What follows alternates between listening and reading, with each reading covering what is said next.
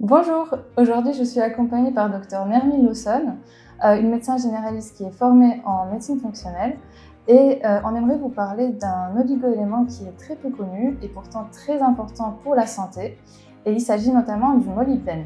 Le molybdène, en fait, il intervient dans la détoxification du soufre, donc au travers d'une enzyme qu'on appelle la sulfite oxydase. Donc il transforme les sulfites en sulfate. Et le sulfite, comme ma collègue va en parler tout à l'heure, il y a beaucoup de gens qui ne le supportent pas. Et donc quand il transforme les sulfites en sulfate, si le molybdène est en carence, il n'y a pas assez de sulfate et donc le sulfate qui est très utile pour la détoxification de tout un tas de molécules comme les médicaments, les hormones, etc. Donc ça va faire qu'une personne carencée en molybdène va avoir du mal à détoxifier ses hormones, ses médicaments, etc.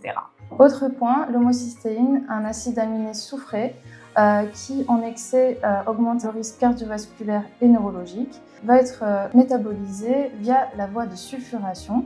Et c'est là que la sulfite oxydase avec le molybdène va jouer un rôle important car va permettre justement de diminuer les taux d'homocystéine. Mais ce n'est pas si simple car lorsqu'il s'agit des carences, des grosses carences en molybdène ou alors d'une anomalie génétique, l'homocystéine peut être anormalement basse. Ceci est lié au sulfite toxique dont on a parlé tout à l'heure qui diminue les acides aminés soufrés. Autre point, le molybdène intervient au niveau de l'enzyme qu'on appelle la xanthine oxydase qui transforme les purines en acide urique.